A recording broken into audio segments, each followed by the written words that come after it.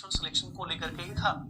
मतलब वो natural selection ना कह करके सेक्सुअल सिलेक्शन टर्म का इस्तेमाल करने वाले थे, लेकिन बाद में समझ में आया कि सेक्सुअल सिलेक्शन एक लिमिटेड लेवल तक वेरिएशन इंड्यूस करता है, इसीलिए इसे बदल करके नेचुरल सिलेक्शन नाम दिया गया।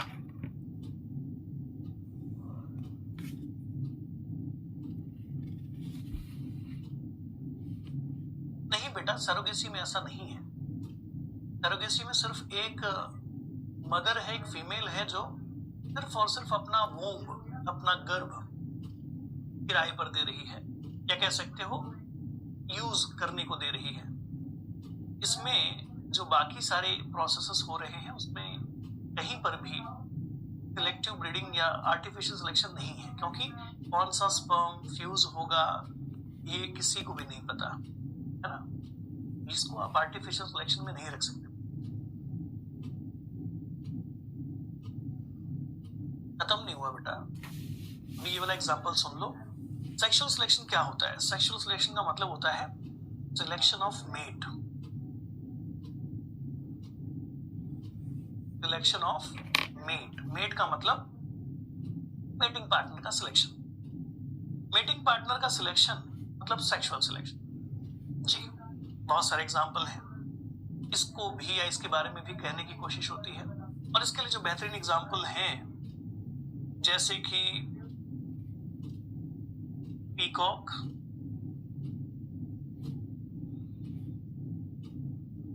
के अंदर होने वाला सिलेक्शन, जो सिंगिंग बर्ड है उनके अंदर होने वाला सिलेक्शन, ठीक, इसको सेक्सुअल सिलेक्शन कहते हैं। कि अगर सोच लीजिए कि आज से एक क्राइटेरिया बन जाए, आज से एक क्राइटेरिया बन जाए और diversion drift,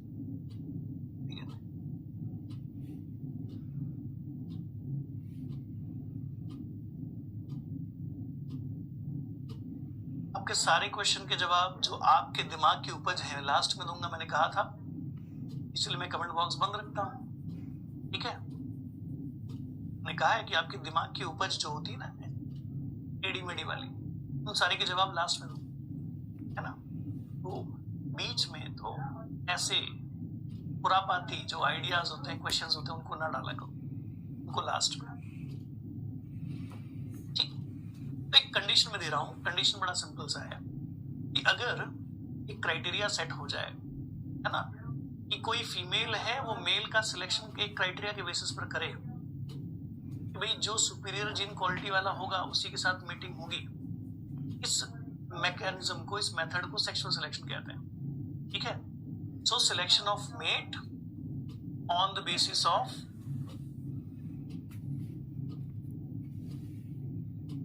genetic superiority, genetically ज्यादा सुपीरियर होगा ऐसे इंडिविजुअल का होगा सिलेक्शन, ये होता है सेक्सुअल सिलेक्शन। और कंडीशन बड़ी सिंपल सी है कि मान लीजिए अगर ये नियम बन जाए कि जिनकी मूछें हो उन्हीं की शादी हो,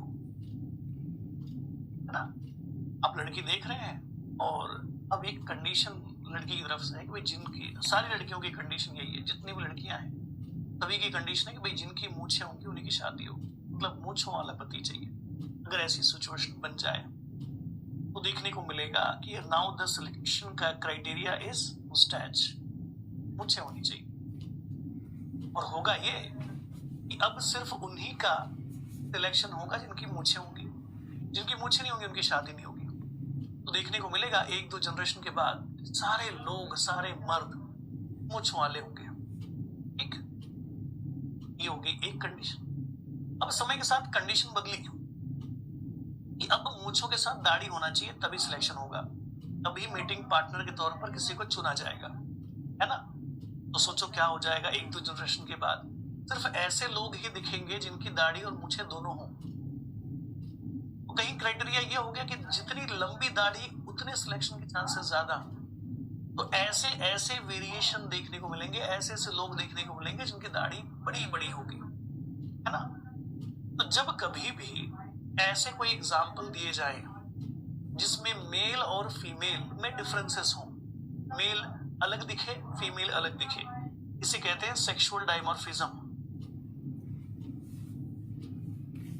सेक्सुअल डाइमॉर्फिज्म, ठीक है, इसको कहते हैं सेक्सुअल डाइमॉर्फिज्म। मेल अलग दिखे, फीमेल अलग दिखे, और फीमेल मेल का सिलेक्शन करे या मेल फीमेल का सिलेक्शन करे उसके अंदर पाए जाने वाले यूनिक कैरेक्टर्स की मदद से। तो ये किसका एग्जांपल हुआ बेटा? सेक्सुअल सिलेक्शन का एग्जांपल, ठीक है।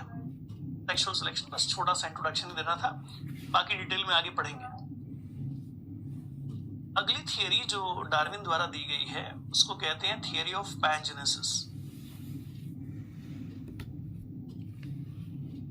Theory of पैंजेनेसिस।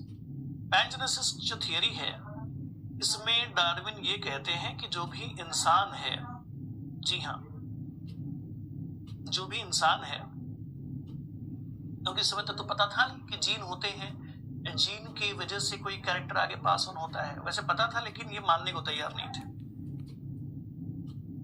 ठीक है। हाँ जी,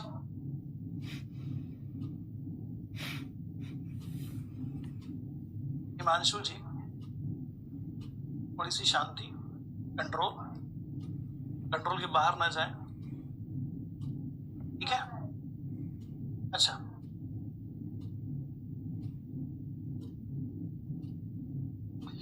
तो अब पैंजेनेसिस में डार्विन क्या कहते हैं कि होता ये है कि जब कोई इंडिविजुअल रिप्रोड्यूस करेगा तो उसके शरीर के हर हिस्से से थोड़ा थोड़ा कुछ साइटोप्लाज्मिक पोर्शन एक सेल में जाकर के जमा हो जाता है।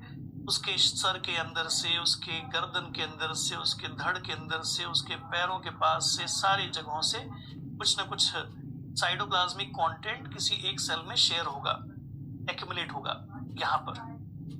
और ऐसे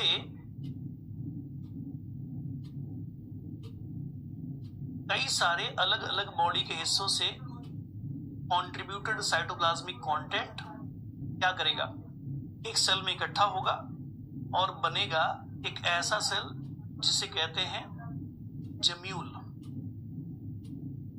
एक प्रकार का गैमिट कहने की कोशिश हो रही है, गैमिट ऐसे बनते हैं, है ना। और फिर यही गैमिट क्या करेंगे, कंप्लीट न्यू ऑर्गेनिज्म बनाएंगे।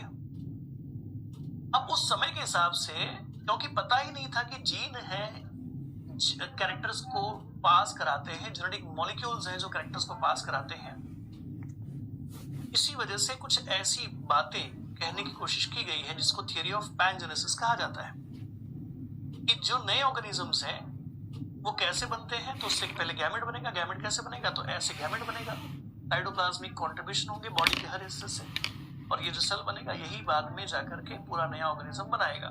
मतलब मेल और फीमेल गैमेट का फ्यूजन होकर के फिर पूरा ऑर्गेनिज्म बनेगा। मतलब ये बात नहीं पता थी, the genetic material is present and that is responsible for inheritance of acquired character। इसी थियरी को हम पैंजेनेसिस कहते हैं। ये है डार्विनियन आइडिया, ये है डार्विनिज्म। आई होप डार्विनिज्म का